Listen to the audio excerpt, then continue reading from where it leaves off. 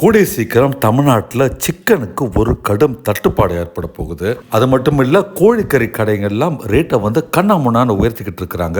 நேற்றுக்கு நான் சிக்கன் வாங்கின போன ரேட்டை பார்த்தீங்கன்னா ஒரு கிலோக்கு 270 ரூபா சொன்னாங்க. 3 நாளைக்கு முன்னே தான் அதே கடையில் நான் ஒரு கோழிக்கறி பார்த்தீங்கன்னா 220 ரூபாய்க்கு ஒரு கிலோ வாங்கினேன். ஆனால் அதனுடைய ரேட்டு விலை 270 ரூபா. இன்னும் கொஞ்ச நாள் கழித்து பார்த்தீங்கன்னா 350 400 ரூபா கூட கோழிக்கறியின் ஒரு கிலோ விலை போகிறதுக்கு வாய்ப்பு இருக்குது. இப்படி பிராய்லர் கோழிக்கறியின் விலை தாறுமாறாக ஏறுறதுக்கும் அதில் தட்டுப்பாடு வரப்போகிறதுக்கும் காரணம் என்ன? அதற்கு காரணம் ஜனவரி 1, 2026 கோழி பண்ணை முதலாளிகள்லாம் ஸ்ட்ரைக்கில் போகிறாங்க.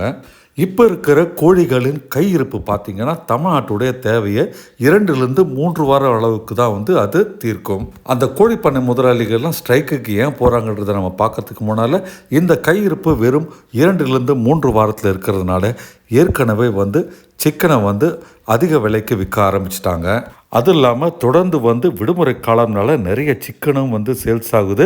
நார்த் இந்தியாவில் குளிர்னால அங்கேயும் பார்த்திங்கன்னா சிக்கனுக்கு ஏகப்பட்ட டிமாண்ட் இருக்கிறதுனால ஏற்கனவே ரேட்டு ஏறிக்கிட்டு இருந்தது. இப்போ இந்த தட்டுப்பாடுனால இன்னும் ரேட்டு ஏறப்போகுது. கோழிப்பண்ணை விவசாயிகள்லாம் ஏன் 1ஆம் தேதியிலிருந்து ஸ்ட்ரைக்குக்கு போகிறாங்கன்றதை இப்போ நம்ம பார்ப்போம். பெரும்பாலான கோழிப்பண்ணை முதலாளிகள்லாம் கோழி குஞ்சுகளை வாங்கி அதை வளர்த்து மீண்டும் அந்த கம்பெனிக்கிட்டேயே ஒப்படைப்பாங்க. கோழிப்பண்ணையில் இப்படி வளர்த்தெடுக்கிறதுக்கான ரேட்டு பெரிய பெரிய கம்பெனிகள்லாம் சிக்கன் விற்கிற கம்பெனிகள்லாம் அந்த கோழிப்பண்ணைக்காரங்களுக்கு தரணும். ஆனால் பல வருஷமாக இந்த மாதிரி கோழிப்பண்ணையில் கோழி குஞ்சுகளை வளர்த்தெடுத்து கொடுக்குறத அந்த ரேட் உயரவே இல்லை. கோழிப்பண்ணைக்காரங்கிட்ட கோழி குஞ்சை கொடுத்து அதை வளர்த்தெடுத்து அதை வாங்கிறதுக்கு பெரிய கம்பெனிகள்லாம் கொடுக்குற ரேட் பார்த்திங்கன்னா ஒரு கிலோக்கு வெறும் 6 ரூபாய் 50 காசு. 5 வருஷமாக அந்த ரேட் தான் இருக்குது. அந்த ரேட்டை மாற்றணும். ஏன்னா தீவன விலை அதிகமாகிடுச்சு, கூலி அதிகமாகிடுச்சு, லேபர் காஸ்ட் அதிகமாகுது, எலக்ட்ரிசிட்டி பில்லு ரொம்ப அதிகமாக வருது. இதர காஸ்டெல்லாம் அதிகமானதுனால 6 ரூபாய் 50 காசு பத்த மாட்டேங்குது. அதை ஒரு கிலோவுக்கு 15 ரூபாயாவது கூட்டி தரணுன்ட்டு கோழிப்பண்ணை முதலாளிகள்லாம் கடந்த சில நாட்களுக்கு முன்னால் கோழிப்பண்ணைகள்லாம் இருக்கும் அன்னூர் மற்றும் பல்லடம் போன்ற ஏரியாக்களில் டிஸ்கஸ் பண்ணி இப்போ ஸ்ட்ரைக்கில் போகிறதா முடிவு பண்ணியிருக்கிறாங்க. கோழி பண்ணக்காரங்க ஸ்ட்ரைக்குன்னும் போது இந்த கோழி குஞ்சுகளை வளர்க்க முடியாது. அதனால் கோழி மார்க்கெட்டில் கிடைக்கிறதுக்கு தட்டுப்பாடாக போகுது. தங்களுடைய கோரிக்கையெல்லாம் நிறைவேறும் வரை புதிய கோழி குஞ்சுகளை எடுத்து அதை வளர்த்தெடுக்க மாட்டோம்ட்டு அந்த முதலாளிகள் முடிவெடுத்திருக்கிறாங்க. இப்படி வளர்த்தெடுக்கும் கோழிக்கு ஒரு கிலோவுக்கு 15 ரூபாய் தரணும். அது மட்டும் இல்லை, வருடம் அந்த ரேட்டையும் உயர்த்தி தரணும்னு கேட்டிருக்காங்க. தமிழ்நாடு விவசாயிகள் பாதுகாப்பு சங்கம் தமிழ்நாடு அரசு இதில் முத்தரப்பு பேச்சுவார்த்தை நடத்தணும்.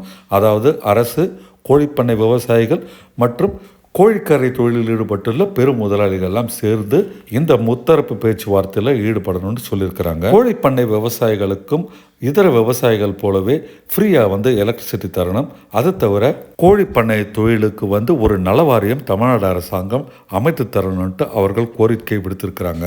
கோழிகளுக்கான தீவனத்தில் பார்த்தீங்கன்னா FCR என சொல்லப்படும் ஃபீடு கன்வர்ஷன் ரேஷியோ ஒன்று இருக்குது.